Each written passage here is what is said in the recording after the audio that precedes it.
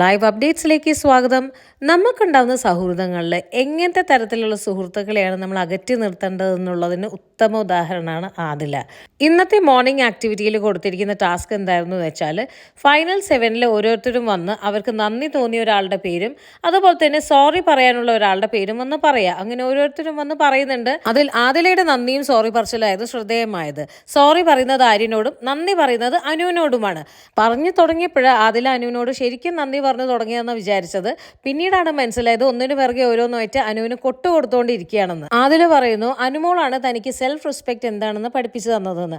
അതായത് താൻ കൊടുക്കുന്ന എഫേർട്ടിന് കുറച്ചെങ്കിലും തിരിച്ചു കിട്ടിയില്ലെങ്കിൽ വെറുതെ സെൽഫ് റെസ്പെക്ട് കളഞ്ഞ് അവരുടെ പിറകെ പോകരുതെന്ന്. പിന്നെ താൻ എളുപ്പത്തിൽ ഒരു മാനിപ്പുലേറ്റഡ് ആവാൻ പറ്റുന്ന ഒരു വ്യക്തിയാണെന്നും അനുമോൾ തന്നെ തനിക്ക് പഠിപ്പിച്ചു തന്നു.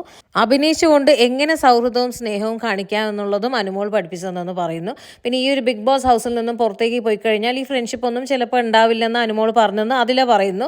അതുകൊണ്ട് തന്നെ ഈ ഹൗസിൽ വന്നിരിക്കുന്നത് ഗെയിം കളിക്കാനാണ്, അല്ലാതെ ഫ്രണ്ട്ഷിപ്പ് കളിക്കാനല്ല എന്നൊക്കെ പറഞ്ഞ് ആദില ഒരുപാട് കൊട്ടുകൾ അനുവിന് കൊടുക്കുന്നുണ്ട്. ഈ പറഞ്ഞ കാര്യങ്ങളെല്ലാം അനു ചെയ്തിട്ടുണ്ട്. അനുവിന്റെ സൈഡിൽ നിന്ന് ഒരുപാട് തെറ്റുകൾ പറ്റിയിട്ടുണ്ട്. പക്ഷേ ആദിലയെ പോലെ ഒരു അവസരവാദിയല്ല അനു. സൗഹൃദവും സ്നേഹവും പെട്ടെന്ന് സ്ഥാപിച്ചെടുക്കുന്ന ഒരാളാണ് ആദില. പക്ഷെ ആ ഒരു സൗഹൃദത്തിന് അധികം ആയുസില്ലാത്തതാണ് എപ്പോഴും കാണാറുള്ളത്. ആദില ബിഗ് ബോസ് ഹൗസിൽ ഉണ്ടായപ്പോഴേ പലരുമായിട്ട് സൗഹൃദം സ്ഥാപിച്ചിട്ടുണ്ട്. പക്ഷെ 2 ദിവസം കഴിയുമ്പോൾ മറ്റുള്ളവരുടെ കൂടി അവരെ പിന്നിൽ നിന്നും കുത്തുന്നത് തന്നെയാണ് കണ്ടിട്ടുള്ളത്.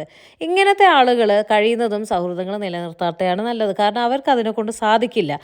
ആകെ പിന്നിൽ നിന്നും കുത്താത്തത് നൂറയാണ്. അതുകൊണ്ട് തന്നെ നമ്മുടെ ജീവിതത്തിൽ ആദിലെ പോലത്തെ ആളുകൾ മുന്നിൽ കൂടെ പോകുമ്പോൾ വെറും ഒരു ഹായ് ബൈ റിലേഷൻഷിപ്പ് മാത്രം വെക്കുക.